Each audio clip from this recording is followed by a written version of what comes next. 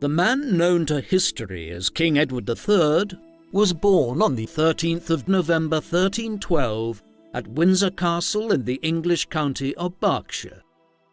His father was Edward II, King of England, Lord of Ireland, and Duke of Aquitaine in France, who had succeeded his father, the imposing Edward I, otherwise known as Edward Longshanks, in 1307, when he was just 23 years of age. While Edward II had produced a son around the time of his accession. This child, Adam Fitzroy, was illegitimate, and as a result, the birth of the future Edward III in 1312 was greeted with great joy, as he secured the royal succession.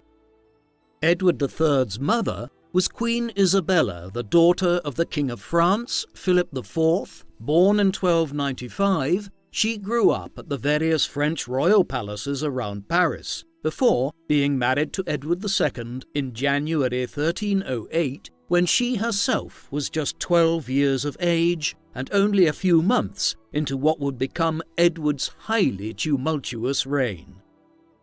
The England into which the future Edward III was born in 1312 was experiencing great instability. Edward I had created one of the most powerful kingdoms in Europe.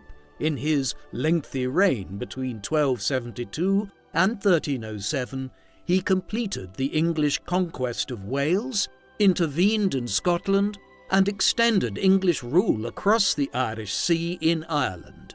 He also reformed the judiciary and administration to complete a process whereby England became the most centralized state in Europe of the High Middle Ages. However, the formation of this highly centralized and expanded English state under Edward Longshanks presented a major problem following his death in 1307. His son, Edward II, was a weak ruler, one who placed enormous power in the hands of a series of favoured individuals throughout his 20-year reign, a practice which created great resentment amongst the English lords and political community. The first of these favourites, Piers Gaveston, had established a close relationship with Edward in around 1300 when they were both still teenagers. It is still widely debated whether or not the relationship was sexual in nature, but upon Edward's accession in 1307, Gaveston was granted immense powers. He was eventually made first Earl of Cornwall and granted many offices. However, his behaviour highly offended the nobility, and the king was forced to temporarily exile him to Ireland, where he served as the royal viceroy, and ultimately, having returned to England from one such exile, he was, in the summer of 1312, killed by two senior English nobles, the Earl of Lancaster and the Earl of Warwick. This happened just months before the future Edward III's birth at Windsor Castle, but the years ahead did not see any improvement in the circumstances of Edward II's rule. In the course of the 1310s, the king began displaying a similar partiality to that which he previously showed to Gaveston towards Hugh Despenser, the son and namesake of the Earl of Winchester. As the Despenser family rose in power in the years ahead, the English nobility's opposition to Edward II's rule increased ever further. Additionally, Edward I's gains in Scotland were overthrown in 1314, when the English were heavily defeated by a Scottish army led by Robert the Bruce at the Battle of Bannockburn. As if all this were not bad enough, a famine gripped England in the mid-1310s. Thus, the England the future Edward III was living in during his infancy was experiencing great unrest, in large part owing to the poor governance of his father. Surprisingly little is known about his upbringing, but young Edward would have been totally oblivious to the state of the country at the time he was a young man. Somewhat curiously, he was never made Prince of Wales, as nearly all direct heirs to the throne of England since the late 13th century have been. Instead, he bore the honorific title throughout his youth of Earl of Chester.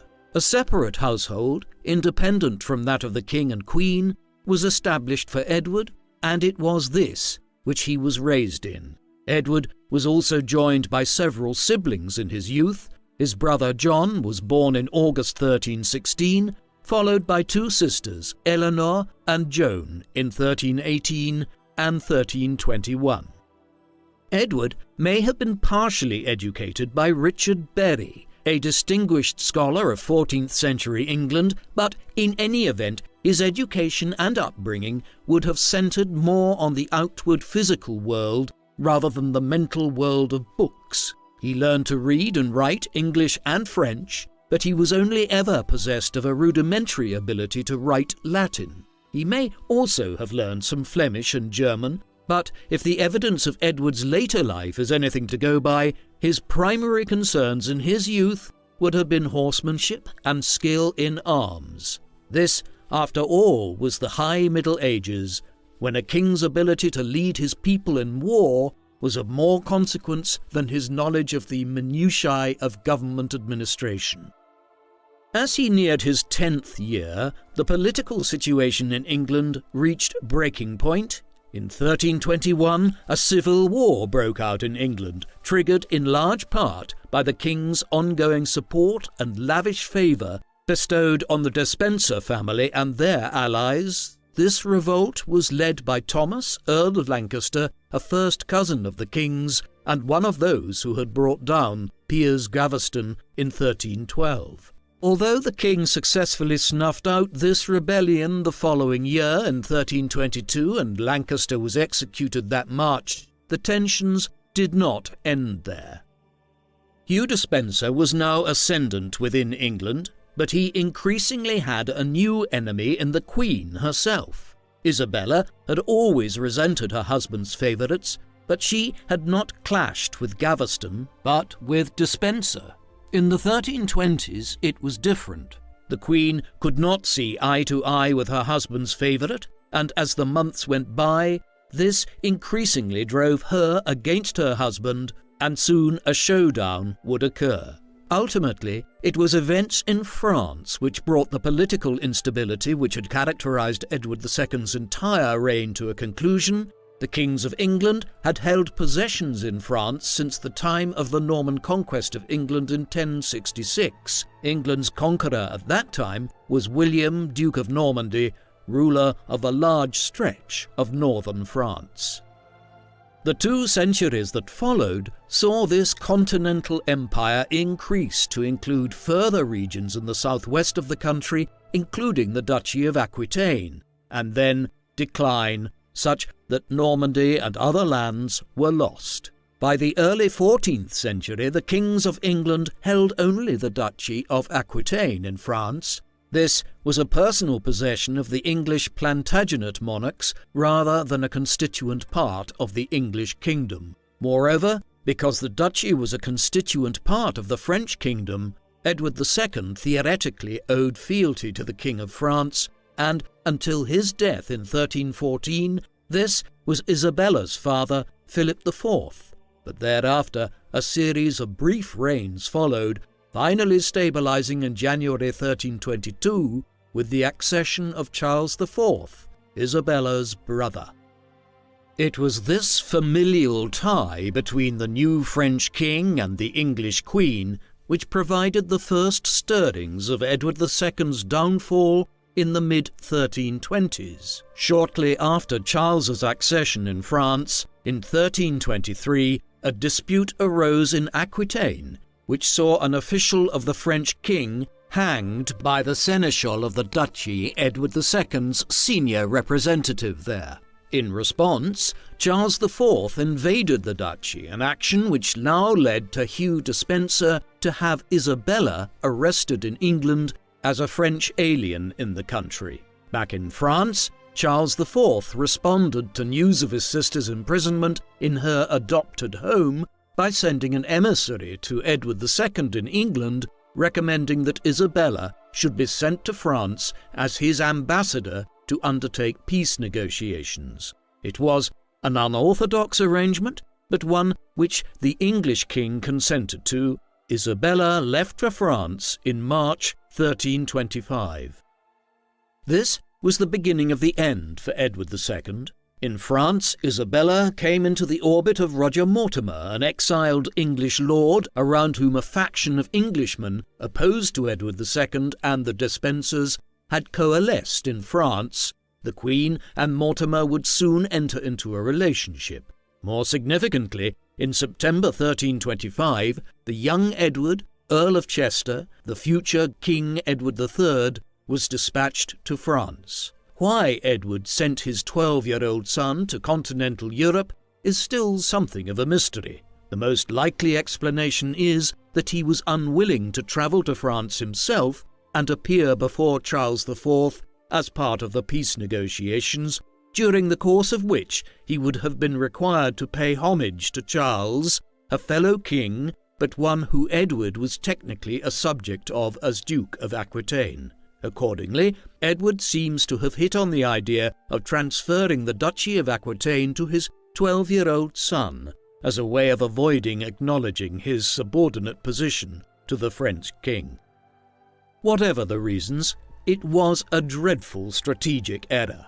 With the young Edward in France, the anti-Despenser faction of English nobles at the Gallic court in Paris, led by Isabella and Roger Mortimer, now had a viable contender to the English throne to present as a figurehead for a revolt. The error was soon realized in England, where the Despensers and the king sent a command to send the young Edward back home, but Isabella refused this.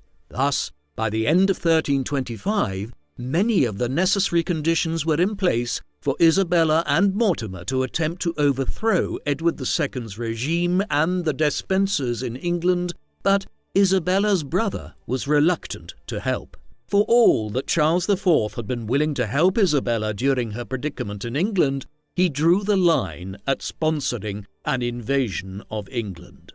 Accordingly, in the summer of 1326, Isabella, Mortimer, and their supporters, with the young Prince Edward in tow, headed for Hainault, a small principality near what today is the border between France and Belgium. There, Isabella came to an agreement with the Count of the territory, William I, that in return for military aid she would marry Prince Edward to William's daughter Philippa. He agreed and provided Isabella and Mortimer with several hundred men. This small force was ultimately enough.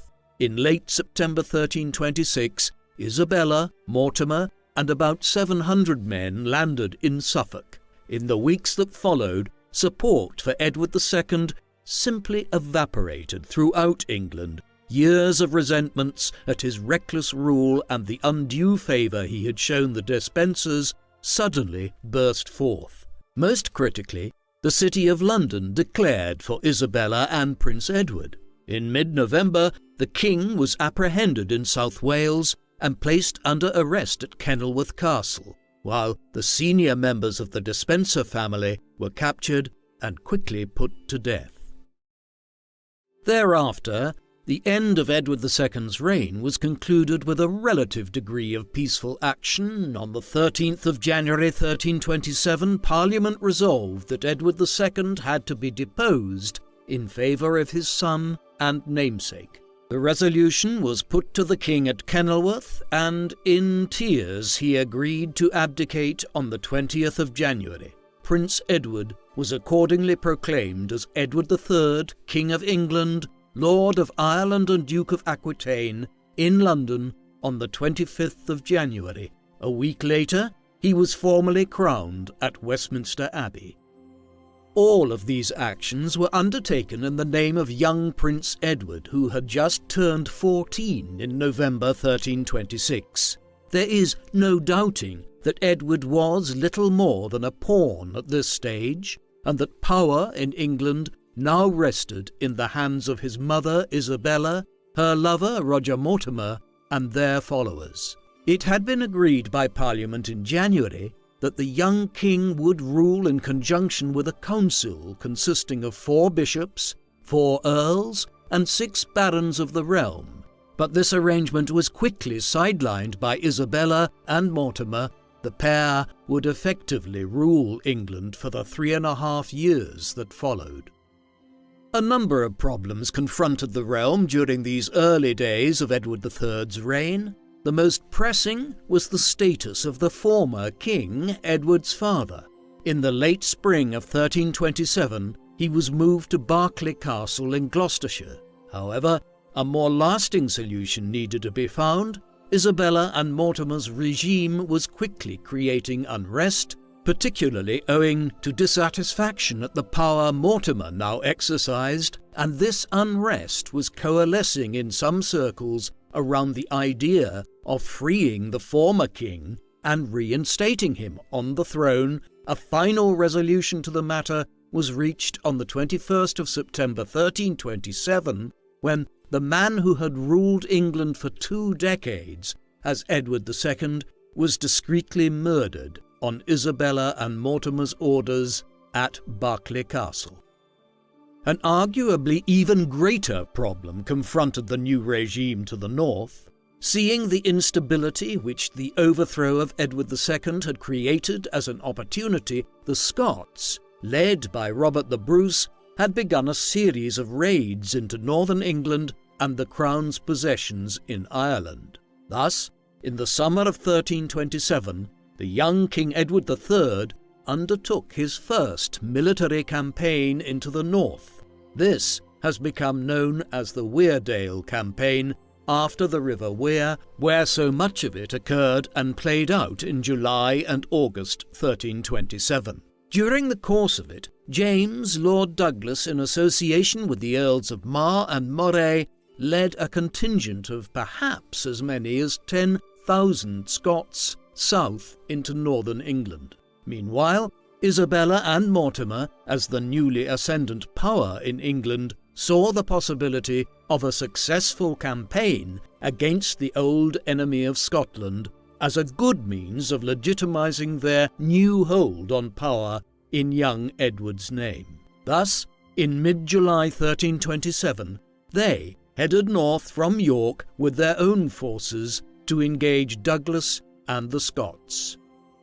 2 weeks of jostling now occurred between the two sides as they manoeuvred around northern England, trying to track each other's location and gain a tactical advantage before a standoff occurred near the River Wear for 3 days.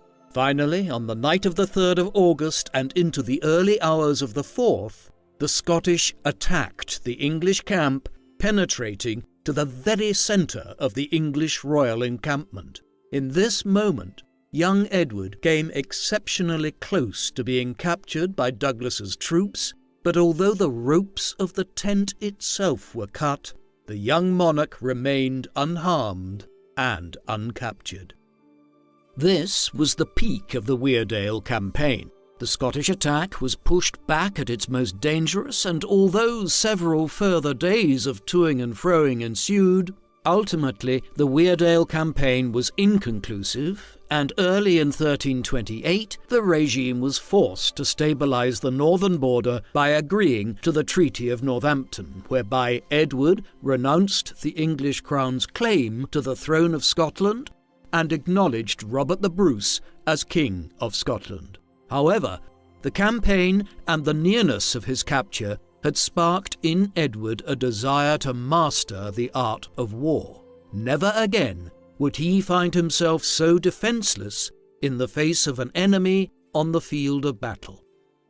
To compound matters, with the relative failure of the Weardale campaign, a diplomatic incident which would have consequences which could not have been foreseen at the time erupted in February 1328.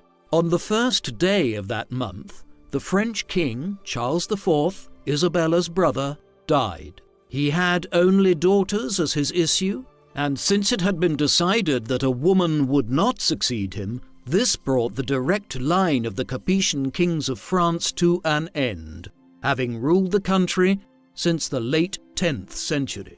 There were just 2 candidates to succeed Charles IV. Firstly, Edward III of England, who had the best claim as a grandson of Philip IV, Isabella's father, the long-ruling King of France from 1285 to 1314, and secondly, Philip of Valois. However, Edward's claim was never given real consideration in France, where the thought of a foreign monarch ruling France jointly with England was not considered tolerable by the French nobility. Consequently, the claim of Philip of Valois, a direct descendant of Philip III of France, who had ruled between 1270 and 1285, was favoured. He was formally proclaimed as King of France on the 1st of April, 1328, and crowned at Rheims Cathedral as Philip VI on the 29th of May. It is important to remember, when assessing the events which followed, that Edward did have the better claim to the French throne through his mother. Moreover, as a king himself already, he regarded Philip as a social inferior, one who was merely a count. This sense of his own divine right to rule and superior claim would instill in Edward a great desire to emerge victorious from the coming conflict. In the interim between Philip's accession and his coronation at the end of May, a deputation arrived in Paris sent by Isabella and Mortimer to protest at Edward's exclusion from the succession. However, despite their remonstrations, the French would have none of it. Eventually, after months of objections, Edward, by now 16 years of age, travelled to France in the spring of 1329 and paid homage at Amiens Cathedral to Philip VI as his subject as Duke of Aquitaine. On the surface, this was an end to the matter, but the dispute over the succession would prove much, much more extensive than the apparent show of acceptance in 1329 suggested. While these storms were brewing with both Scotland and France, Edward was growing and developing his own independence. In November 1327, he had been married by proxy to Philippa of Hainaut, in line with the agreement Isabella had reached with Count William of Hainaut in return for his support in overthrowing Edward II in 1326. However, while Edward had been willing to follow his mother's lead on this and many other matters in 1327 and 1328, by 1329 he was becoming his own man and was less willing to allow the realm to be governed by his mother and Mortimer. That year, allies of the young king sent secret communiques to the papacy in Avignon, where a rival papacy to that in Rome had been established.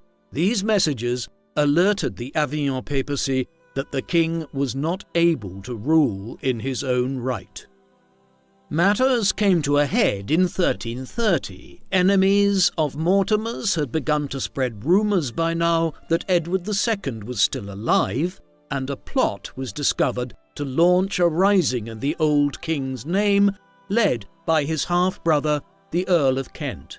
However, what really spurred the young king to action were rumours that Isabella was pregnant with Mortimer's child. Concerns were now raised by Edward's advisers, notably a close confidant, William Montague, that a plan might be undertaken by Isabella and Mortimer to usurp the throne from Edward. In this scenario, Mortimer, who was still married to his wife of nearly 30 years, Joan, would divorce her, then marry Isabella, and the pair would place their own child on the throne. After a confrontation at Nottingham Castle in mid-October 1330, Edward elected to act. On the night of the 19th of October, the young king, still a few weeks shy of his 18th birthday, along with Montague and a dozen or so other companions, burst into Isabella and Mortimer's apartments at Nottingham. A scuffle ensued, in which a number of their attendants were killed before the king had his mother and her lover arrested. A parliament was summoned in the days that followed, and an announcement made to the political nation that henceforth Edward would rule in person. Mortimer was dispatched to London, where he was accused and convicted without trial of various high crimes and misdemeanours. On the 29th of November 1330, he was the first individual to ever be executed at Tyburn, the site of a great many political executions in England in the centuries that followed. Edward spared his mother, But her political career was over. In the aftermath of Mortimer's execution, she was packed off to Windsor Castle, where she is rumoured to have suffered a partial nervous breakdown. She remained there under house arrest until 1332, before being allowed to retire to Castle Rising in Norfolk. Here, she led an expensive but largely sedentary life for a quarter of a century. Her family retained contact with her, and occasionally there were even talks of her travelling to France, but Edward evidently balked at allowing this to a mother who had favoured Mortimer over her own son in the first years of his reign. She became increasingly pious later in life, and became a nun of the Order of St. Clare shortly before her death on the 22nd of August, 1358. With his mother and Mortimer now out of the way, Edward III was free from late 1330 onwards to begin ruling in his own right, just as he turned 18 years of age. The years ahead would see many triumphs. While England had endured a quarter of a century of nearly constant turmoil owing to Edward II's weak rule and then the usurpation of the throne by Mortimer, Edward's reign would see England's power restored and expanded. Under his leadership, the country would ascend to a height unparalleled at any other time in the medieval period. This expansion of English power began in Scotland in the aftermath of the Treaty of Northampton, agreed early in 1328 between King Robert of Scotland and Mortimer and Isabella on Edward's behalf. Robert had agreed to accept the territorial claims of several English border lords to lands in southern Scotland, notably Henry Percy and Henry Beaumont. However, little was done to actually convey ownership of the lands in question to these lords of northern England by Robert, nor was that state of affairs remedied by the minority government which ruled Scotland from 1329 onwards, following Robert's death and the accession of his young son, David II. As a consequence, these lords began to agitate to acquire these lands in the early 1330s. Known as the Disinherited, they now began conspiring to overthrow the Bruce line in Scotland by supporting once again the Balliol claim to the Scottish monarchy, the family which had been championed by Edward's grandfather, Edward Longshanks, over 30 years earlier. Thus, Edward Balliol, the rival claimant to the Scottish throne, was brought over from France by the Disinherited lords, led by Henry Beaumont. Simultaneously, they petitioned Edward III for permission to undertake an invasion of Scotland, which was refused, although perhaps with enough implicit support for their actions that the Disinherited now elected to launch their own military action independent of the king. In the summer of 1332, these lords launched a naval expedition from Yorkshire, which landed at Kinghorn in Fife in eastern Scotland. Proceeding inland, they won a crushing victory over the Scots at the Battle of Duplin Moor on the 11th of August 1332. The figures are very imprecise, but perhaps as many as 5,000 Scots were killed, with very minimal losses for the forces of the Disinherited and the Balliols. That year, Edward Balliol was crowned as King of Scotland, thus setting in motion the Second Scottish War of Independence, which would last for a quarter of a century. Edward had not directly supported the Disinherited and Balliol in their invasion of Scotland, but a decision now needed to be made on his stance towards the usurper.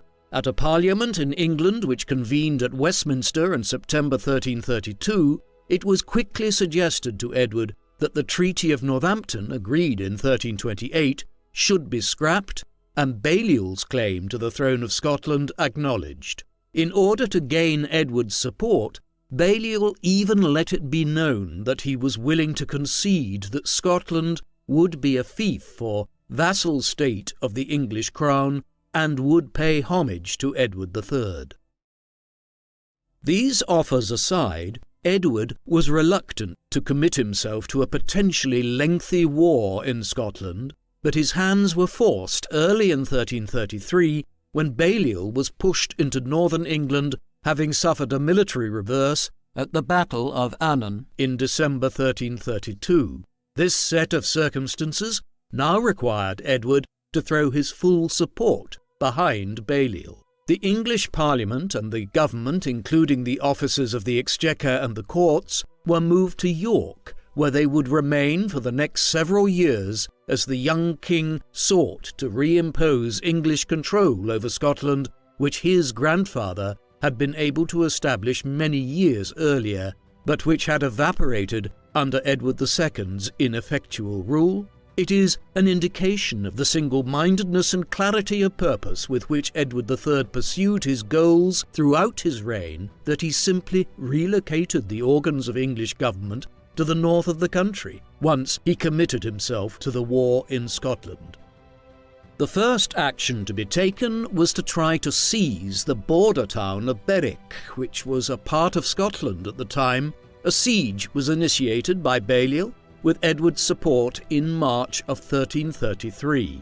The king arrived himself to campaign on the border in the early summer, by which time the garrison and townspeople had made it clear to the government of David II to the north that they would surrender if they were not provided with military support by mid-July. The response to this ultimatum from the townspeople of Berwick would lead to the first of Edward III's many great military victories. The guardian of Scotland during David II's minority, Sir Archibald Douglas, now assembled a significant army of upwards of 20,000 men and advanced southwards to engage Edward's forces. They clashed on the 19th of July 1333 at Halidon Hill, some 2 kilometres to the northwest of Berwick.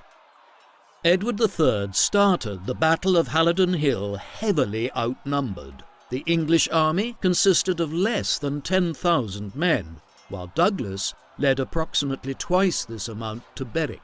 However, what Edward lost in numbers was partially made up for in strategic positioning. The king had occupied Halidon Hill specifically because it dominated the surrounding region, and he had resisted all temptations to move, even when Douglas raided further south into northern England in the days leading up to the battle. The English were also possessed of superior military abilities, which would benefit Edward not just at Halidon, but many other times in the years to come. Paramount here was the use of the 6-foot-long longbow, which could deploy volleys of iron-tipped arrows that penetrated chain-mail armour in rapid succession. This was a much more effective projectile than the slow, cumbersome crossbows that were the mainstay of most European armies in the early 14th century. The widespread use of the longbow was just one component of the military revolution which Edward III was responsible for in the mid-14th century. The battle at Halidon Hill commenced at about midday. Although numerically superior, the Scots were required to advance up Halidon Hill, where Edward's armies occupied the high ground. It would have been advisable for Douglas to have never tried to engage Edward while he maintained the high ground. But with the ultimatum given by Berwick to the Scottish government about to expire the next day, Douglas had little option but to try to relieve the town before it surrendered to the English besiegers. The result was an utter rout. The English longbow was used to devastating effect to decimate the Scottish armies as they attempted to advance up the hillside. Eventually, the Scottish forces broke, and the English, led by Edward, advanced downwards themselves, chasing the fleeing Scots towards the sea. By the end of the day, thousands of Scottish troops were dead, perhaps as many as half of Douglas's army of 20,000, while Douglas himself and 5 Scottish earls lost their lives during the battle. Halidon Hill was an immense triumph for Edward, one of the most substantial victories ever won by an English force against the Scots. It also began developing Edward's reputation throughout Europe as a very formidable military commander, Moreover, English arms were now in the ascendant, where previously English armies had been regarded on the continent as distinctly inferior to their counterparts in France and elsewhere. Politically, the victory placed Edward in an extremely advantageous position in Scotland. Berwick quickly surrendered, and a number of Scottish magnates paid homage to the English king in the days and weeks that followed. More pressingly, Balliol was restored to the Scottish throne, and in February 1334 he agreed to surrender 8 counties, constituting the entirety of southern Scotland below the Firth of Forth and the Solway Firth.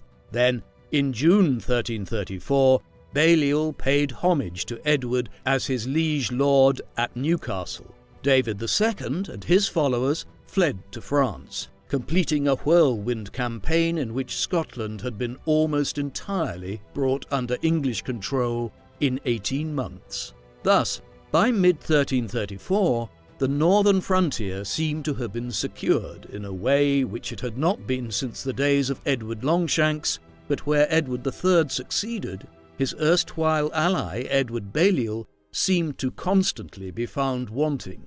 No sooner had Edward reinstated him in Scotland than Balliol managed to provoke another revolt in the summer of 1334. He was quickly forced to flee Scotland again, once again leading Edward to intervene on his behalf late in 1334 and into 1335. In 1336 he would even campaign into the Highlands, but his encroachments continued to generate resistance. By 1337, Scotland remained somewhat unsecured and the war would drag on for many years to come. Yet there is little doubting the overall success of Edward's policies towards Scotland in the 1330s. He put England on a surer footing in the north than it had been for 30 years, and secured territorial concessions along the border. Most significantly, he captured Berwick, which would remain an English stronghold on the Scottish border henceforth, except for a brief period in the 15th century.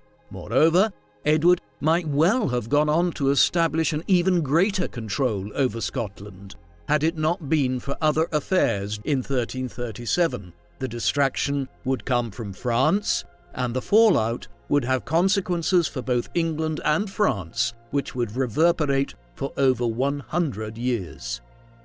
The causes of what has come to be known as the 100 Years' War lay in the earlier death of Charles IV in 1328 and the end of the Capetian dynasty in France. As we have seen, Charles's death led to the accession of Philip of the House of Valois as Philip VI of France in the spring of 1328.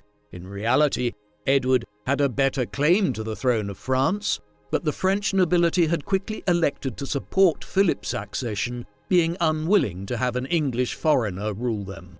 Isabella and Mortimer had reluctantly accepted this state of affairs and sent Edward to France in 1329 to pay homage to Philip in his role as Duke of Aquitaine. However, the matter did not end there and would be resurrected in the years ahead once tensions created an opportune moment for the issue of the succession to be revisited. In many ways, it was the war in Scotland which created the opportunity for Edward to renew his claims in France. France and Scotland were perennial allies throughout the late medieval period, this old alliance being formed out of their mutual antagonism with England at various times. It is unsurprising, then, to find that David II and his advisers had fled to France following Edward's victory at Halidon Hill in 1333. Over the next few years, as Edward attempted to fully conquer Scotland, Philip VI of France offered substantial support for David's cause. This peaked in 1336, when an enormous French invasion of Scotland was mooted, but Edward was able to stave off the possibility of this by devastating the coastal regions of Scotland, burning crops, and rounding up livestock. No French army could land there if it would not be able to find food to sustain itself in the weeks that followed, and so the invasion was called off. Other controversies led to a further deterioration in relations between France and England in the mid-1330s, notably the refuge that Edward provided to Philip VI's cousin and mortal enemy, Robert, Count of Artois, in England, but in the end it was the simplest route towards the eruption of conflict which caused the 100 Years' War. Edward's most vulnerable territory lay in France itself. On the 24th of May 1337, Philip VI formally announced that he was confiscating the Duchy of Aquitaine from Edward. Late that summer, the Count of Eu was sent into the Gascony region with an invasion force, which devastated the countryside but did not seize the duchy's main town of Bordeaux from the English there.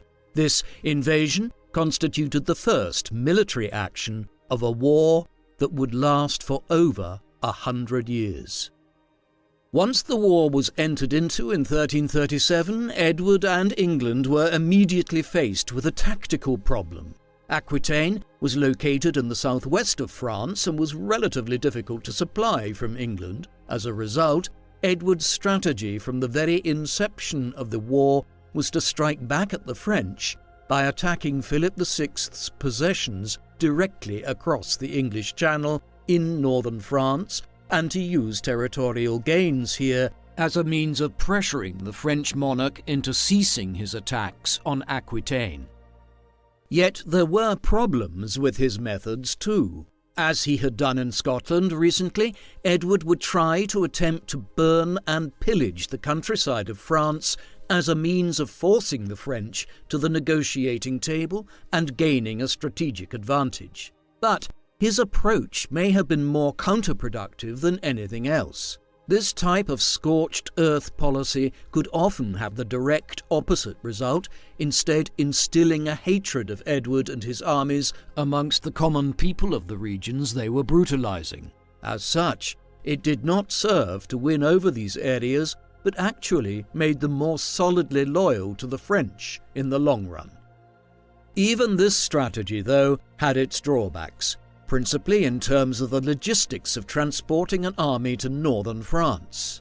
By the mid-14th century, the English merchant fleet was substantial, but the ships of the time were small, and it would prove highly difficult to transport an army of the size Edward would need to gain military victories in northern France. This was the problem which Edward faced in 1337 upon the outbreak of war with France.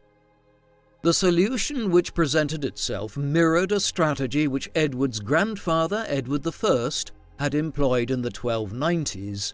He looked for support amongst the many princes and rulers of the Low Countries and in Germany. Hence, in the summer of 1337, the young king, still just 24 years of age, dispatched the Bishop of Lincoln, Henry Burghersh, and his close ally, William Montague, recently ennobled as the Earl of Salisbury, to Europe.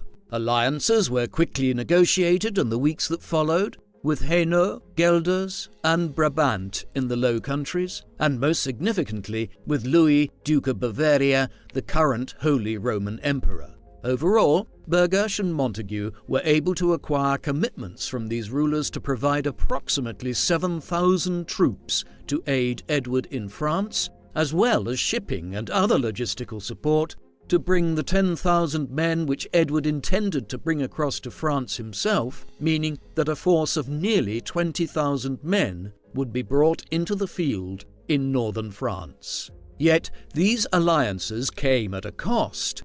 Louis and the other princes had been promised substantial financial subventions from England to pay for the mobilization of their armies. These amounted to £124,000 alone by the end of 1337, a very considerable sum for its time, which amounted to several times Edward's annual income. Therefore, Edward was forced to borrow heavily from the merchant banking families of Italy in the opening stages of the war to pay for the alliance he had created. New taxes were also introduced in England, and Parliament was persuaded to vote Edward an extensive subsidy or one-off payment.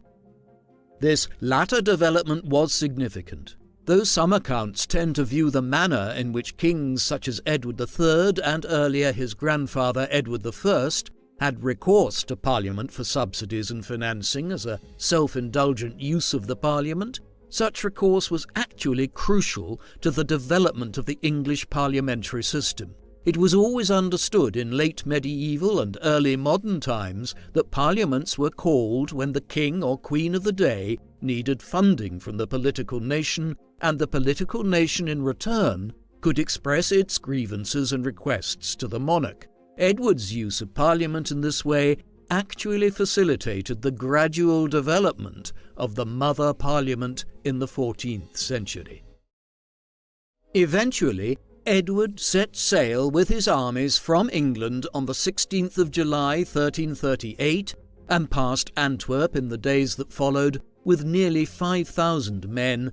A meeting followed on the 5th of September at Koblenz, on the River Rhine in Germany between Edward and Louis of Bavaria, at which the Holy Roman Emperor appointed the English king as Vicar General of the Empire, a significant title which theoretically put the military resources of the entire empire at Edward's disposal. With this title in place, and his armies largely assembled in the Low Countries, Edward was finally in a position to take the field in northern France in the spring of 1339. However, this first year of active military campaigning brought with it some frustration, as Philip VI refused to engage Edward in direct combat. An engagement at La Capelle in northeastern France in October was the closest they came to meeting on the field of battle, and this proved a largely abortive clash. Perhaps it was owing to his frustrations at this first year of military campaigning that Edward now made the momentous decision to resurrect his claim to the French throne. Up until early 1340, his stated reason for being in France was to defend his possessions in Aquitaine. But this changed in January 1340. The decision may have been due to a new ally of Edward's, Jacob van Artevelde, a native of Ghent, who had become the predominant political figure in the towns of Flanders in what is now modern-day Belgium. Van Artevelde threw Flanders' support behind Edward in 1339 and persuaded the English monarch to resurrect his claims to the French throne, a right which Edward formally expressed on the 26th of January 1340 when he first began using the title and arms of the kings of France. Edward's decision to claim the French throne was perhaps his most famous and enduring act. In a lifetime characterized by innovations and achievements, the monarchs of England would claim the French throne down to 1802. More immediately, it gave England reason to involve itself on the continent in ways which would allow the English state to retain a foothold in France until the middle of the 16th century. Having claimed the French throne at the outset of 1340, the focus of the war shifted that year to the naval campaign in the English Channel. Philip VI had been building up an impressive fleet in the early stages of the war, which, with contingents provided from his ally, the Kingdom of Castile in Spain, amounted to just over 200 ships by the summer of 1340. The English fleet was being quickly added to, and by the time a decisive engagement was fought in 1340, it had been brought to approximately 150 ships. The decisive naval engagement of this period of the 100 Years' War occurred at Sluys, off the coast of Flanders on Midsummer's Day, the 24th of June, 1340. Here, the numerically smaller English fleet managed to engage the French ships from relatively close quarters. As a result, the English longbow, which had been used so effectively in Edward's armies since Halidon Hill in 1333, was used to devastating effect. By the evening, it is estimated that as many as 18,000 French mariners and soldiers had lost their lives, and all but 23 of over 200 French ships had been destroyed or captured, while all of the French senior naval commanders had lost their lives. Edward demonstrated here that he was not just a military commander on land, but that he was also able to win substantial victories at sea. Indeed, he had been in the thick of the fighting himself and was wounded by an arrow in the thigh. Sluys was a very considerable victory indeed for Edward. It secured English control over the English Channel for years to come and ensured that the south of England was free from any potential naval attacks throughout the mid-14th century. However, a challenge now faced Edward, which could not be defeated in a land or naval battle. The cost of the war had escalated considerably. Accordingly, in November 1340, a few months after the victory at Sluys, Edward returned in a secretive fashion to England to confront the government, which he had placed in charge of affairs in his absence, on the financial issues. Notably, the Archbishop of Canterbury, John Stratford, was furious at first, but a reconciliation of sorts was eventually patched up between the pair in 1341, as Edward's attention was yet again drawn to Scotland. While the war had been raging in France in the late 1330s and into the early 1340s, events in Scotland had necessarily fallen down the pecking order of priorities for Edward, but the conflict here had never ended. Indeed, David II, by now entering his late teenage years and developing his own independence as a claimant to the Scottish throne, had returned to the country from France in the summer of 1341. Both Edinburgh and Stirling had quickly been seized for the Bruce cause thereafter. These occurrences now required Edward's attention, and in the autumn of 1341 he once again made Scotland a priority, campaigning on the Anglo-Scottish border throughout the winter of 1341 and 1342. Yet, while Edward might have wished to divert his attentions in a sustained fashion towards Scotland, before long the war in France became the ultimate priority again. In April 1341, John III, the Duke of Brittany, the ruler of the Duchy of Brittany, a substantial fiefdom in the extreme northwest of the country, died without a clear heir. The succession dispute which now arose presented an opportunity for Edward to test whether his claim to the title of the Crown of France had any weight in France. To do so, Edward supported the claim of John de Montfort, a relative of the recently deceased Duke through his niece, while King Philip VI of France was supporting the claim of Charles, Count of Blois, to succeed to the duchy.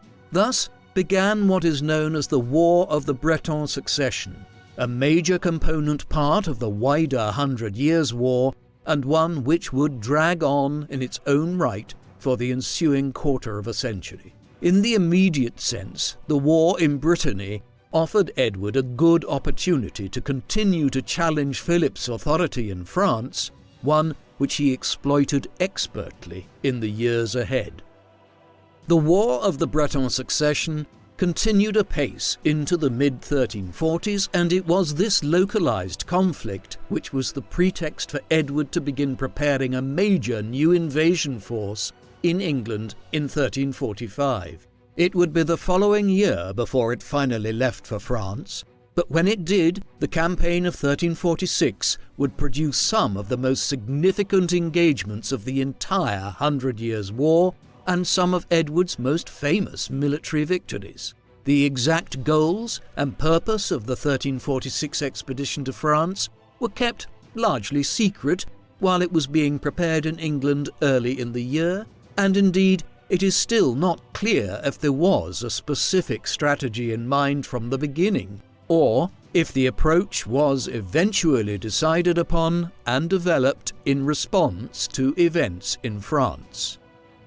Whatever the overall plan had been, we know what actually occurred. Edward's army, consisting of between 12,000 and 15,000 men, landed on the Cotentin Peninsula in Normandy on the 12th of July 1346. His goal was to undertake an extensive chevauchée, or military raid, across French territory, a strategic approach which Edward became particularly fond of in France, and which formed another central plank of the military revolution which Edward implemented amongst the English armed forces in the mid-14th century. The campaign was enormously successful in the weeks that followed. The first major strategic victory came on the 26th of July, when the town of Caen in Normandy was seized by Edward.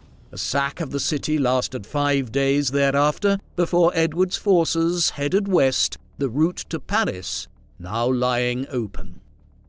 As substantial as the sacking of Caen had been, though, the main military success of Edward's 1346 campaign occurred a month later.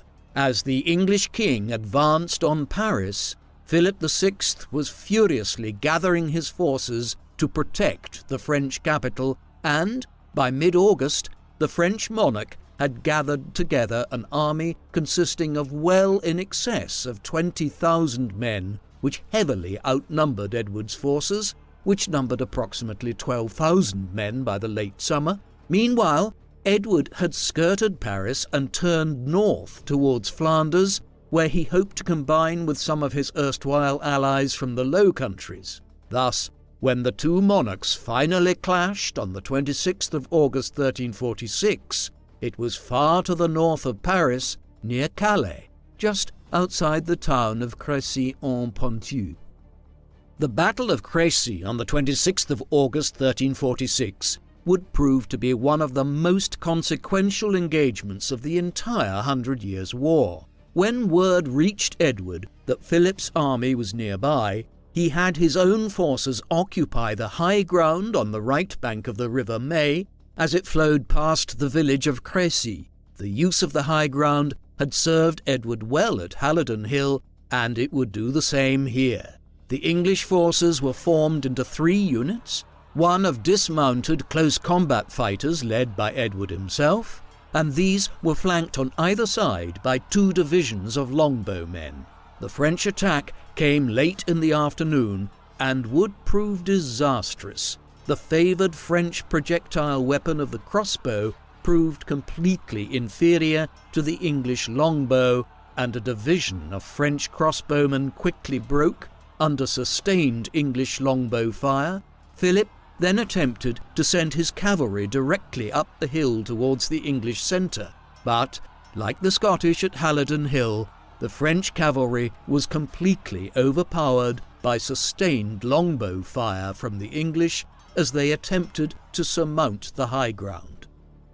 By the time the cavalry charge reached Edward's arrayed close-quarters infantry division, they were already severely weakened. The resulting clash was an enormously bloody affair, with the French suffering many casualties. By the time the French broke off and left the field in defeat towards dawn on the 27th of August, approximately 4,000 French troops had been killed, while just a few hundred of Edward's troops had been lost. If there were any doubt by 1346 of the superiority of the English longbow against continental methods of warfare, and the use of the crossbow as a projectile, the Battle of Crecy dispelled that doubt. It also solidified Edward's reputation as one of the great military commanders of Europe, having comprehensively defeated the French king, despite being outnumbered by nearly 2-1 at the outset of the engagement on the 26th of August. Significantly, Crecy was also notable for the use by Edward's forces of a small number of cannon, the first recorded instance of the use of artillery in a field battle in Western Europe. The immediate implication of Edward's astounding victory at Crecy was that northern France was now largely unprotected. As a result, Edward turned his forces towards the nearby town of Calais and laid siege to it on the 3rd of September. It would take nearly a full year to capture the northern French port, but eventually, on the 3rd of August 1347, it fell. This must surely stand as one of Edward's greatest accomplishments. Calais would remain in English hands for over 2 centuries, only finally being retrieved by the French in 1558. The victory at Crecy and the inception of the eventually successful siege of Calais were not the only major successes Edward's England was enjoying in the late summer and autumn of 1346. While the king was in France, the conflict had continued on England's northern border with Scotland. In the early autumn, David II now attempted to take advantage of Edward's absence on the continent by invading northern England. It would prove to be a catastrophic error. He was encouraged in this by Philip VI, who called on his Scottish ally to honour their alliance by attacking England.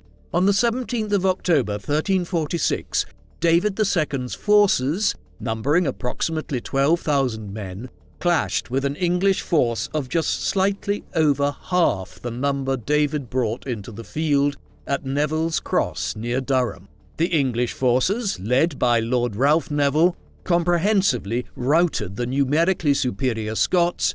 Perhaps as many as 2,000 of the Scottish army's troops were killed, but most ominously, David II was captured by Neville's forces. Thus, by the autumn of 1347, Edward's fortunes were soaring. In France, he had won a stunning victory over Philip at Crecy in the late summer of 1346, and he followed it up a year later by capturing the town of Calais. In Scotland, the De Bruce contender to the throne had been captured, leaving Edward in an extremely powerful negotiating position both in France and Scotland. To consolidate his position, Edward negotiated a 9-month-long truce in October 1347 and set off for England victorious. It was at this zenith of achievement back in England during the winter of 1347 and 1348 that Edward elected to follow through on an idea he had been harbouring since at least 1344. Enthralled by the idea of King Arthur and his Round Table, Edward had long had designs to set up his own Round Table and knightly order, and in 1344 he had even begun construction work on a headquarters for such a knightly order at Windsor Castle. Now, with his military fortunes prospering in both France and Scotland, he elected to implement a version of this scheme. This was to be a knightly order dedicated to St. George. It was named for the sword belt which the knights of the order would carry. Thus was born the Order of the Garter, a chivalric order which remains the most senior order of knighthood in the British honours system down to the present day. The order's emblem is a garter with the motto Honi soit qui mal y pense, which, translated from the Middle French, means "Shame on him who thinks evil of it." The phrase is said to have been uttered by King Edward at court when the Countess of Salisbury's garter slipped from her leg while she was dancing. The king uttered the words as a rebuke to some courtiers who were laughing at the incident, and so his words became emblematic of chivalrous honour. However, the story is most likely spurious, and there is no actual written account of this version of events until the 1460s, over a century after the founding of the order. At the time of its foundation, the Order of the Garter consisted of Edward himself and 25 knights. Many of those who were amongst the founder knights are unsurprising.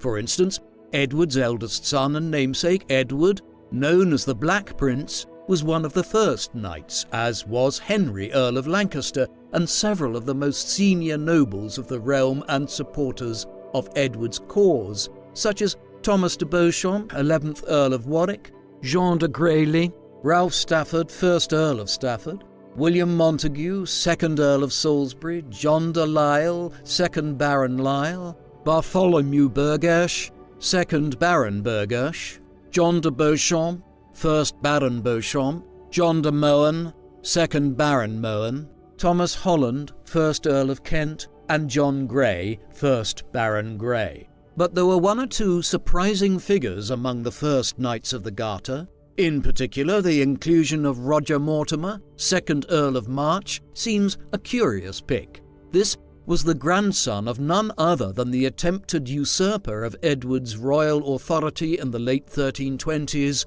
Roger Mortimer, who was executed at Tyburn in 1330. This Younger Mortimer had been rehabilitated in the early 1340s, in part owing to his friendship with the Black Prince. Rounding out the list of the first members of the Order of the Garter, Sir Hugh Courtenay, Sir Richard Fitzsimon, Sir Miles Stapleton, Sir Thomas Wale, Sir Hugh Wriothesley, Sir Nell Loring, Sir John Chandos, Sir James Audley, Sir Otto Holland, Sir Henry Eame, Sir Sanchez d'Abrichecourt, and Sir Walter Pavely. Many of these individuals had accompanied Edward in his campaign to France in 1346, and it seems relatively clear that the order was created in 1348 in part as a means of memorializing the great victories Edward had won at Crecy and Calais. In tandem with the establishment of the Order of the Garter, Edward began a vast reconstruction of Windsor Castle. Conscious of the propaganda value of an imposing royal residence, Edward oversaw the most significant expansion of the primary royal residence of the High Middle Ages, eventually expending £50,000 on the new complex, the most expensive building project undertaken by any English monarch during the medieval period. And yet, it was just one of many great residences which Edward could hold claim to. For instance, he had inherited Woodstock Palace in Oxfordshire, a vast royal residence in Oxfordshire which King Henry I had built and where the Black Prince was born in 1330. Woodstock would later become the site of Blenheim Palace. However, just as Edward's reign was peaking, it was hit by catastrophe, one which Edward could do nothing to prevent.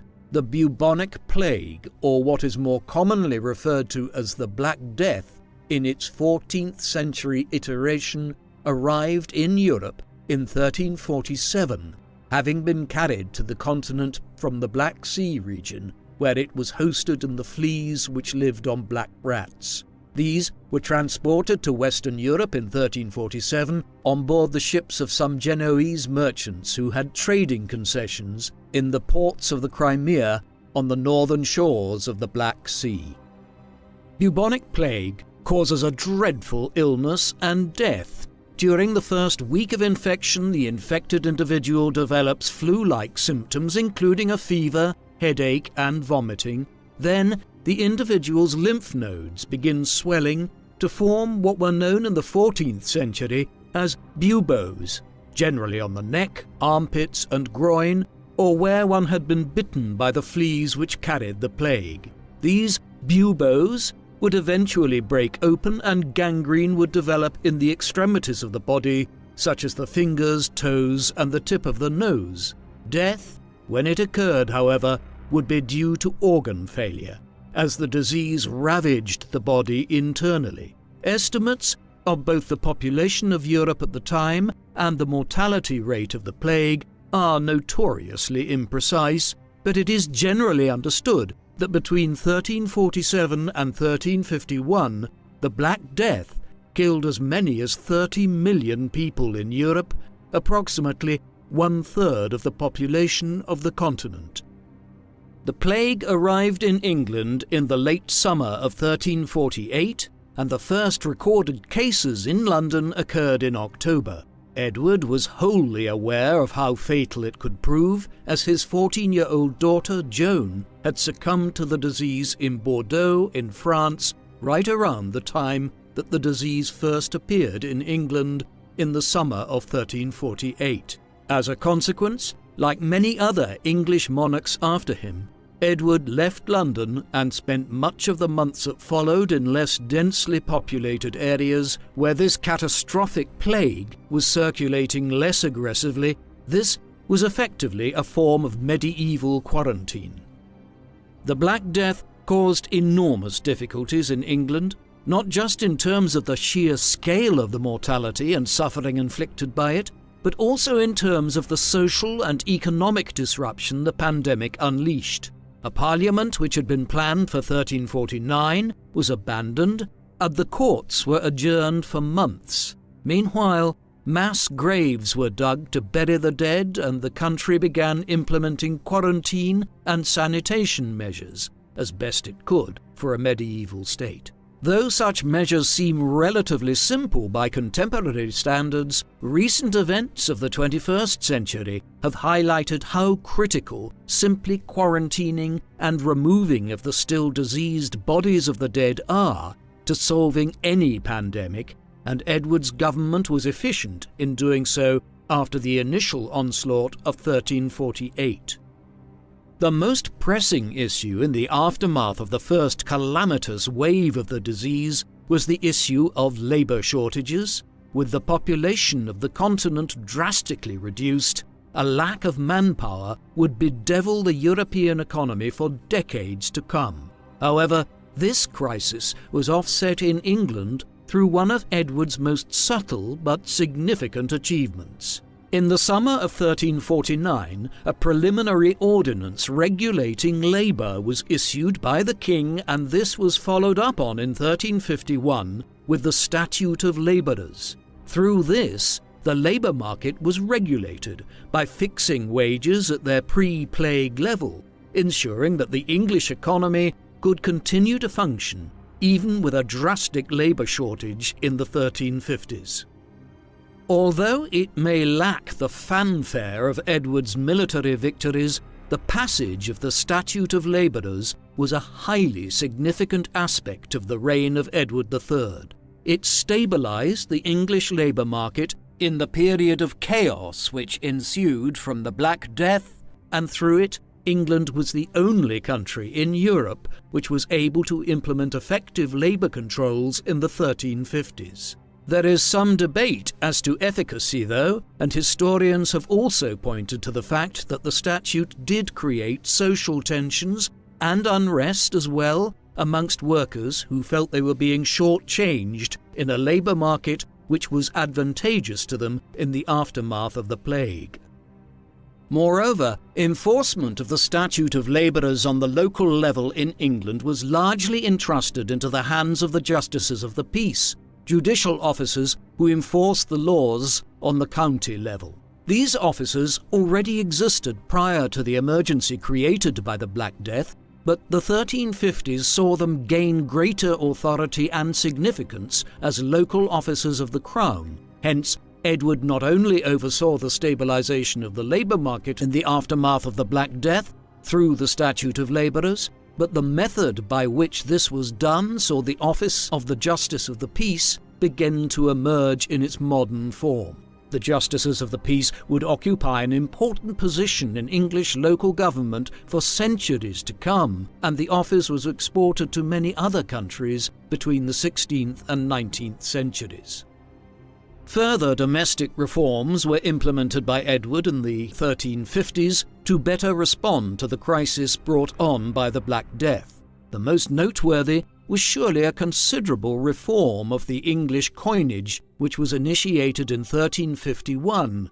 Gold coins were introduced, and a new silver coin called the groat also entered circulation. Edward was no administrator with a penchant for the minutiae of government reform, such as were being carried out in the early 1350s, but his strength in this respect lay in his ability to pick individuals who were well suited to overseeing his domestic policies and delegating authority to them. Paramount here were officials such as John Thoresby and William Shareshull, who oversaw the implementation of measures such as the recoinage in the middle years of the century.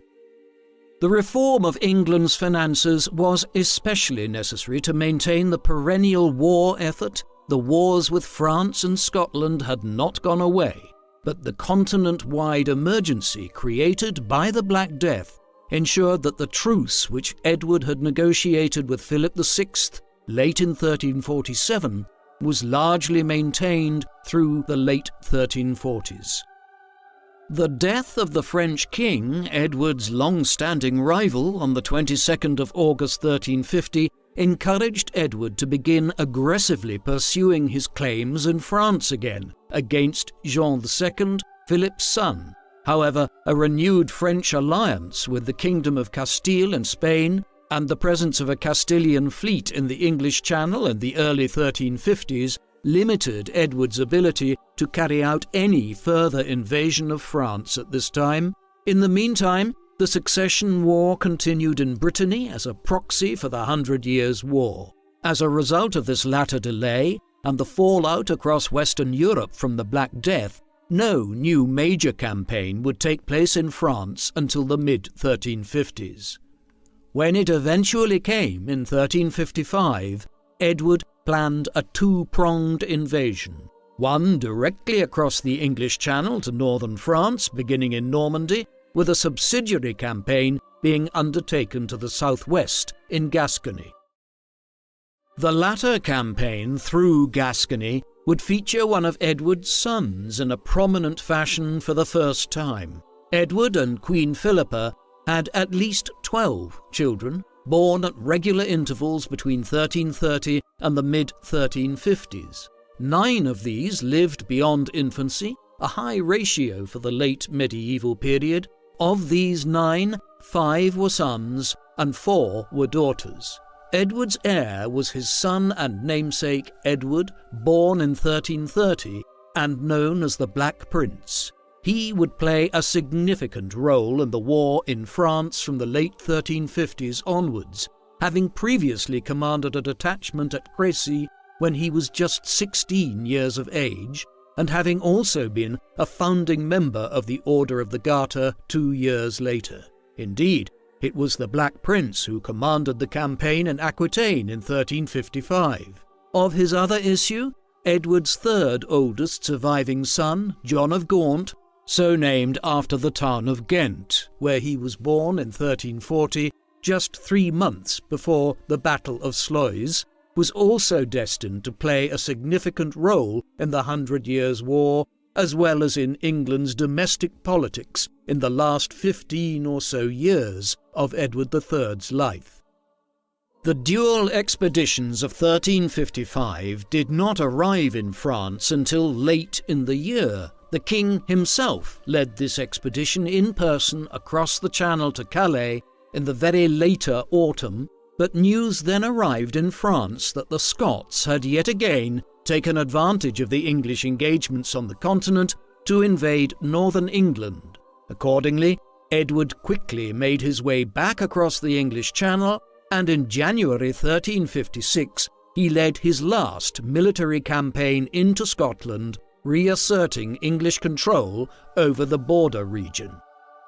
As a result of this about-turn in northern France, the Black Prince's campaign to Aquitaine would prove much the more consequential of the 2 English expeditions to France of the mid-1350s. The heir to the throne travelled with roughly 300 ships and several thousand men for southwest France in mid-September 1355, and was at Bordeaux by October. The military campaign season was nearly over by this time, but Edward Jr. made a short foray inland towards Toulouse before retiring back to Bordeaux for what remained of the winter. While the campaigns of 1355 had proved lackluster, that of 1356 was one of the most significant of the 100 Years' War. The Black Prince set out in July on a great chevauchée, an extended military raid through France, proceeding east through central France with a force of approximately 6,000 men. The Black Prince's forces burned several towns and villages, including Bourges, before doubling back towards Bordeaux in late August. It was during this movement that the French King Jean II elected to engage the English army. Jean might well have believed that the Black Prince was an inferior commander compared with his father, and in any event, the French forces numbered over 10,000, holding an extensive numerical advantage over the English. But if John II believed these factors would give him the upper hand, he was sorely mistaken. At the resulting Battle of Poitiers, which took place on the 19th of September 1356, the Black Prince's forces heavily defeated the French yet again, a feigned retreat first throwing the French lines into disarray, and the English longbow once again being used to devastating effect. Perhaps as many as 2,500 French troops were dead by the end of the battle, but most substantial was the capture of Jean II himself. With David II of Scotland still in English custody since the Battle of Neville's Cross 10 years earlier, the kings of France and Scotland were now both Edward III's captives. This placed the English king in a highly advantageous position. He eventually elected to ransom both in return for military, territorial and political concessions. On the 3rd of October 1357, the Treaty of Berwick was reached with the Scots, whereby David II was released after 11 years in captivity. Edward Balliol had relinquished his claim to the Scottish throne in 1356, so Edward III could now have pressed his own claim to Scotland had he wished to, but instead he opted for a more sanguine approach. David II was released in return for a ransom of 100,000 marks, or just under £67,000, but the arrangement ensured Edward's final acceptance of the De Bruce king's suzerainty over Scotland, thus bringing the long Second Scottish War of Independence to a conclusion after a quarter of a century of conflict. The arrangement eventually arrived at in France, in return for Jean II's release, took longer to negotiate. In the interim, the French king was taken to England and held at various locations including the Tower of London, and a preliminary treaty to release Jean and put an end to the war was worked out in London in 1358. Through this, it was agreed that Edward would be acknowledged in his possession of Calais and granted the neighbouring county of Poitiers in the north around the modern-day region of Picardy, while the Duchy of Aquitaine would be expanded to incorporate much of western France. A very sizable ransom would also be paid in return for Jean's release.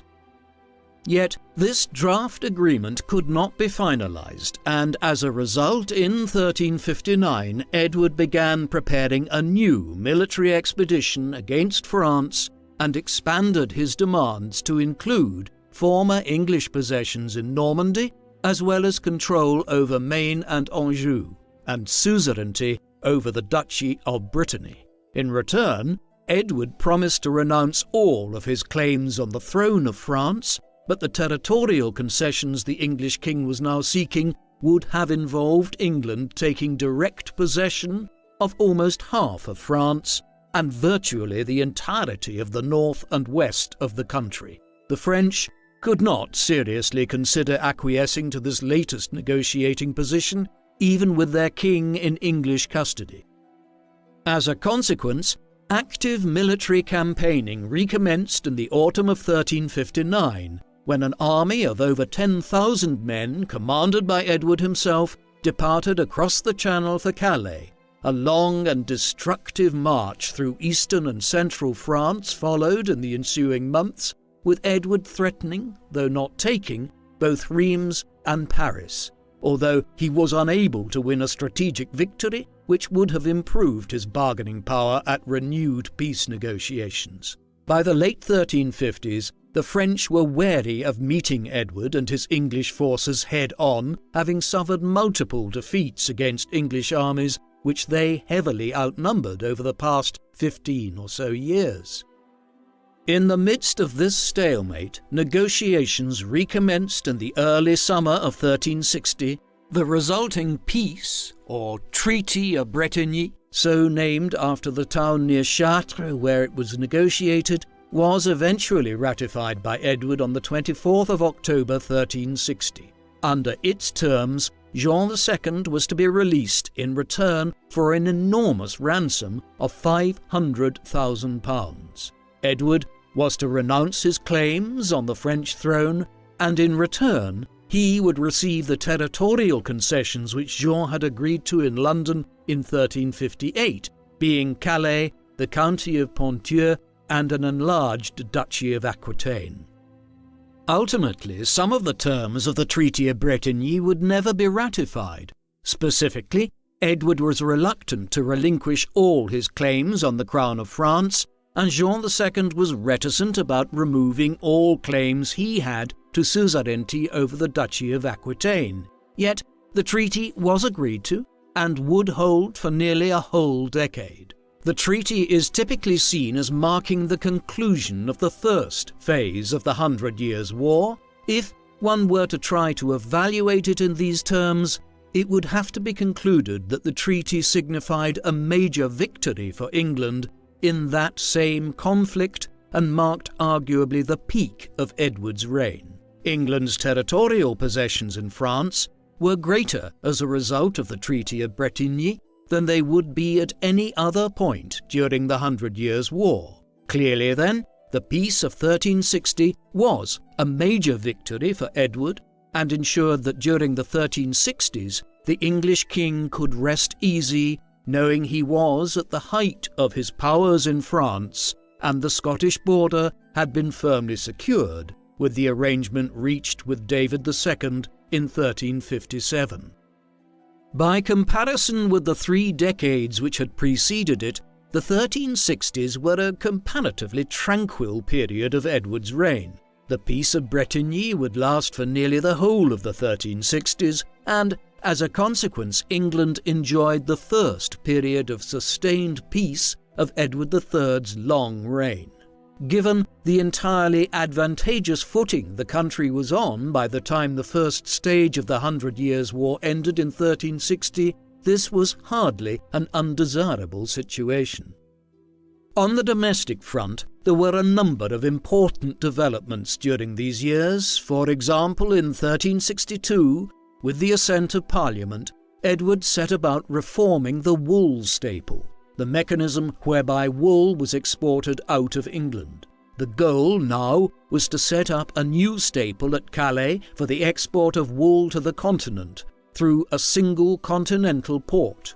The initiative had considerable significance, as the English wool trade, arguably the country's greatest export commodity for the ensuing 3 centuries, was largely sold through markets in northern France and, above all, in the Low Countries, through the thriving mercantile centre of Antwerp. For many years to come, after the reform of the staple in the 1360s, in attempting to establish a staple at Calais, Edward was preempting the market demands of the 15th and 16th centuries. Yet, the most substantial domestic reform of the 1360s concerned the English language. When the Normans conquered England between 1066 and the early 1070s, they brought with them the French language and established it as the language of government and the law courts. During the course of the 11th and 12th centuries, a new language developed, a hybrid of Norman French and the Germanic tongue spoken by the Anglo-Saxons prior to the Norman conquest. This English language, known as Middle English, had become the common tongue of the English people by Edward III's reign, but French remained the language of the courts and government nonetheless. Edward attempted to overhaul this. In 1362, a statute of pleading was passed, which ordered English to be used in the law courts. Similarly, when Parliament met in 1363, the opening formalities were conducted in English rather than French for the first time.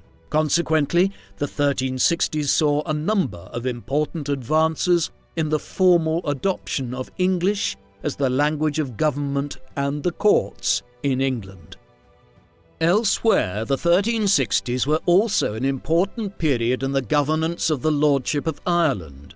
Because of the focus on France and Scotland during the majority of his reign, Edward had been unable to devote much time personally to Ireland, a country which the English crown ruled about half of in the east, north and south of the island.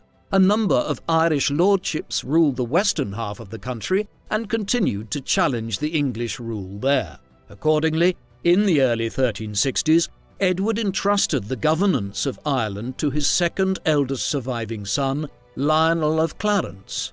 This appointment bore significant fruit in the years that followed. In 1366, a parliament was held at the town of Kilkenny in the Irish Midlands, in which a series of statutes were promulgated to separate the English from the Irish in Ireland and protect the English parts of Ireland from Irish encroachments. The Statutes of Kilkenny, as they became known, would serve to insulate the English of Ireland from Irish cultural interference in the decades that followed. For instance, the statutes prohibited intermarriage between the Irish and English and put measures in place to prevent the English of Ireland from adopting Irish cultural and political customs. These measures substantially arrested any potential decline of English power in Ireland during the mid-14th century, and in one shape or another formed a major foundational basis of the English lordship of Ireland through to the early 16th century. While the 1360s was a relatively placid period of Edward's reign, the last decade in which he reigned, the 1370s, would bring with it fresh challenges, yet any assessment of Edward III's reign and his legacy must acknowledge that the king was not the central figure in the governance of the realm during the last 7 or 8 years of his reign.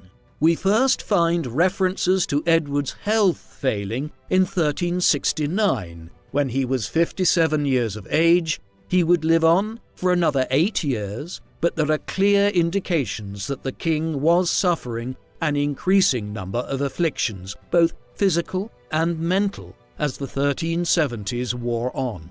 As with so many instances of illness in medieval monarchs, we cannot be entirely sure what Edward was actually suffering from during his last years, although it seems that the most serious of his maladies might have been caused by a series of strokes which he experienced in the last 8 or so years of his life. These afflictions certainly limited Edward's role in the governance of his realms, but he still played a part, though by the 1370s the day-to-day functions of government were increasingly carried out by his sons and extended family. Nevertheless, some significant events can be tied to Edward even in his final years. Paramount here was the resumption of the war in France. Peace had lasted for the better part of a decade since the settlement of 1360, but this was becoming more and more tenuous as the years went by. Charles V had succeeded his father Jean II as King of France in May 1364. The son was a more aggressive figure who in the years that followed attempted to re-establish the strength of the French monarchy after the bruising it had taken during the 1340s and 1350s. For instance, he entered into a rapprochement with Charles of Navarre, the small kingdom on the southern border of France, but more conspicuously, the French king reasserted the suzerainty of the French monarchy over the Duchy of Brittany. The spark for renewed conflict with England came when Charles exploited internal unrest within the Duchy of Aquitaine in 1369 to demand that the Black Prince appear before him. When the heir to the English throne declined to do so, Charles V declared the Duchy of Aquitaine forfeit in an instant, reigniting the dormant 100 Years' War. In response, in the summer of 1369, Edward resumed his claim to the throne of France, which he had agreed to surrender in 1360. Consequently, the war was rejoined just as Edward's health was beginning to deteriorate at the end of the 1360s. This new chapter in the conflict between England and France was a fundamentally different affair to those of the 1340s and 1350s.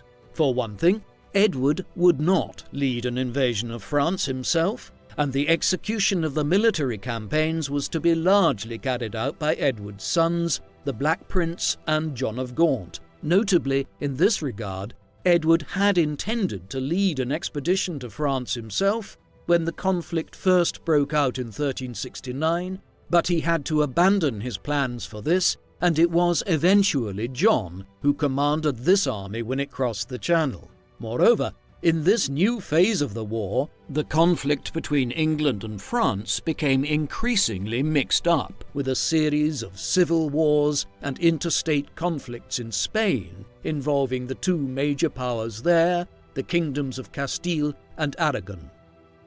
It is perhaps a reflection on how much the victories of the 1340s and 1350s had been dependent on the dynamic leadership and brilliant generalship of Edward III that in this latest phase of the war, England floundered without the old king's direct involvement.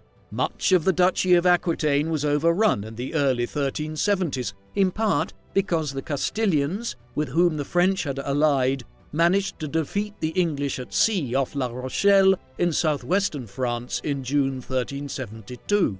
This defeat limited the degree to which English territories on the continent could be resupplied from England.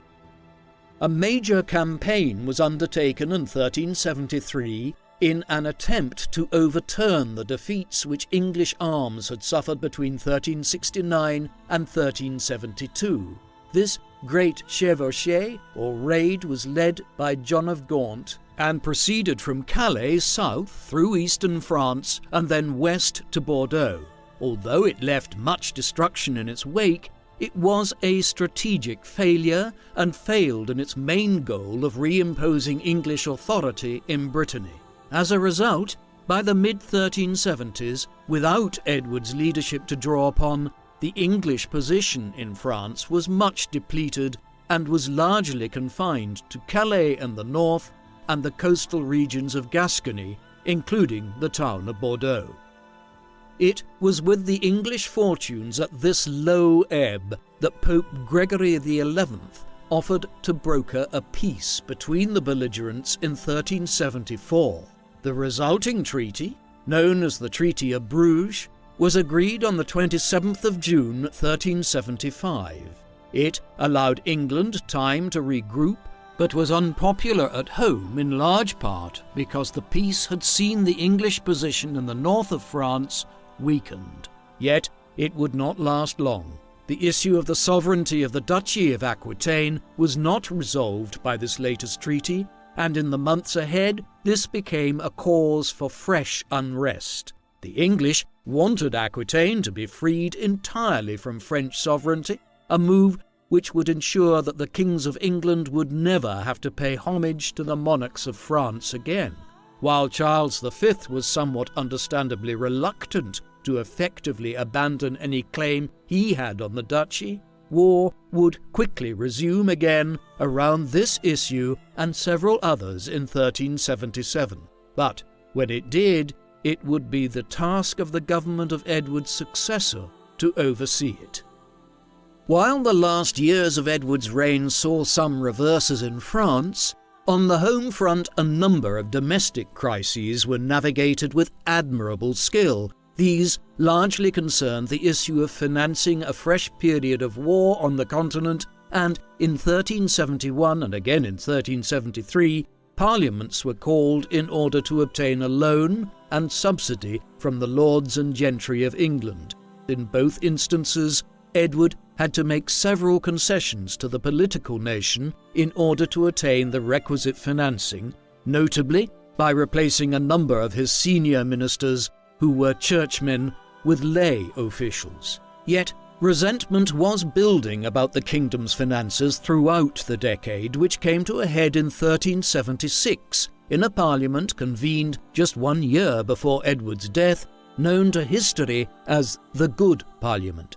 This latest assembly was called to provide further financing for the crown. When it met in April 1376, however, it took advantage of the opportunity to lay forth a series of accumulated grievances, particularly with several of Edward's advisers. John of Gaunt also became a target of the Parliament, especially so during the summer of 1376, when the Black Prince died from dysentery on the 8th of June. A relatively amicable series of solutions were eventually worked out, whereby the councillors who had offended the political nation were dismissed and some further reforms implemented. Consequently, the end of Edward's life saw the English Parliament functioning as a means of redress for the English political community in a manner which would break down in later times. That this was avoided, and with it England spared any form of revolt during Edward's long reign, is a testament to the stability of his reign on the domestic front, despite the regular strains of financing extended wars in France and Scotland. However, that stability was fracturing. It would have been apparent to the assembled parliamentarians and nobles in London in 1376 that the king's health was deteriorating sharply. At the age of 64, and after nearly half a century on the English throne, in late September he became seriously ill from a large abscess. Days later, he was making some final amendments to his will in preparation for his impending death, but it did not come. Rather, the old monarch rallied in the weeks that followed. However, early in February 1377, the abscess burst. As a result, his movements were highly encumbered for the remaining months of his life. When he died at Sheen Palace, where Richmond Palace would subsequently be built, near London, on the 21st of June 1377, it was almost certainly from another stroke. He was 64 years of age. He died having achieved so much in his lifetime in a long and influential reign as England's monarch.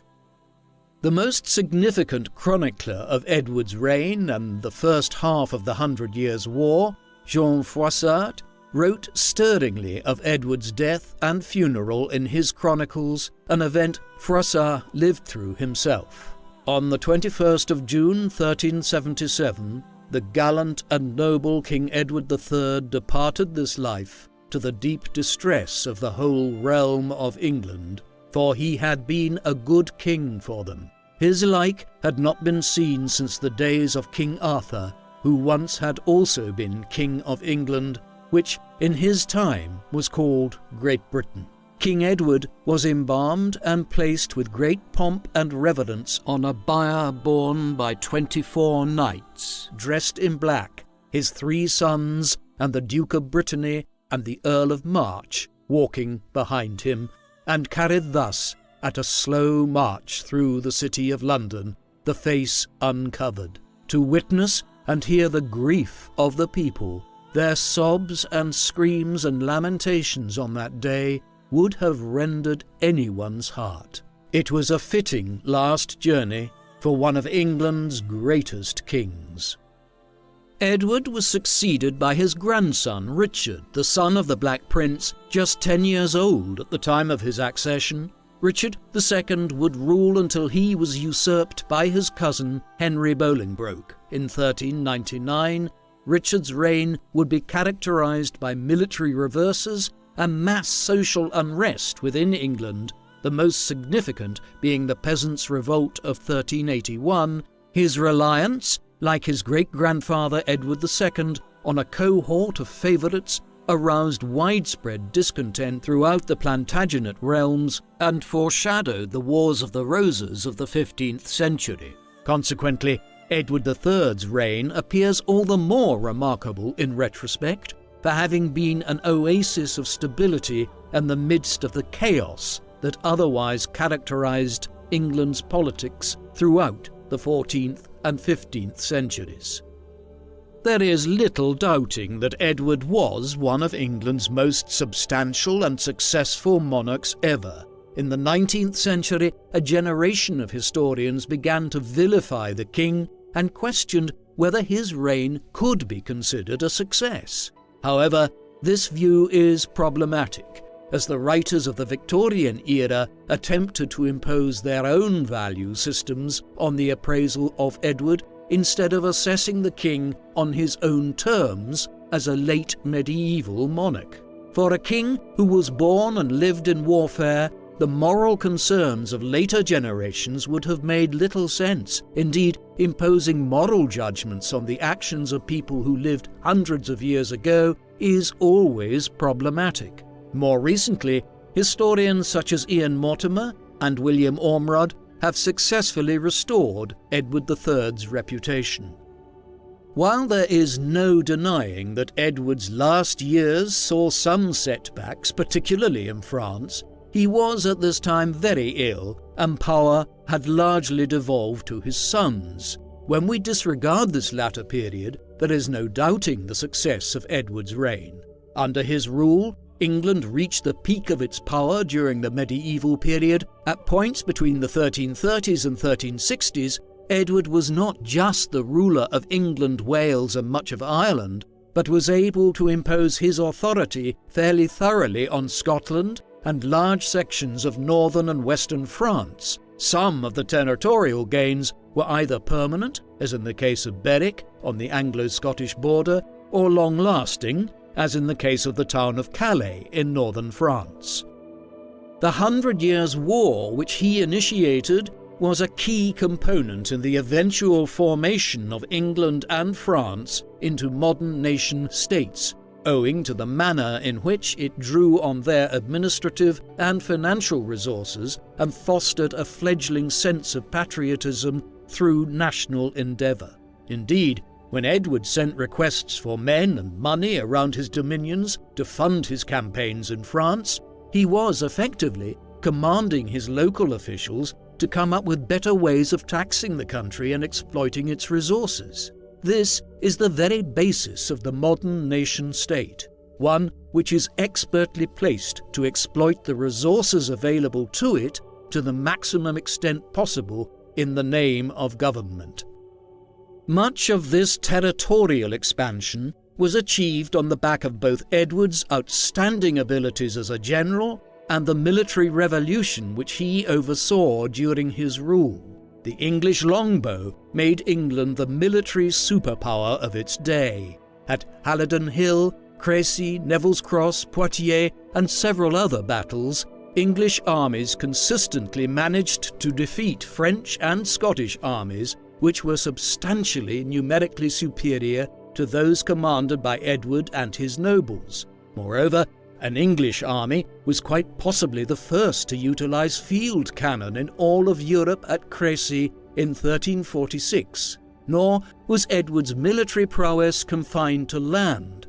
As at Sluys in 1340, Edward demonstrated how effective the English longbow could be, even at sea.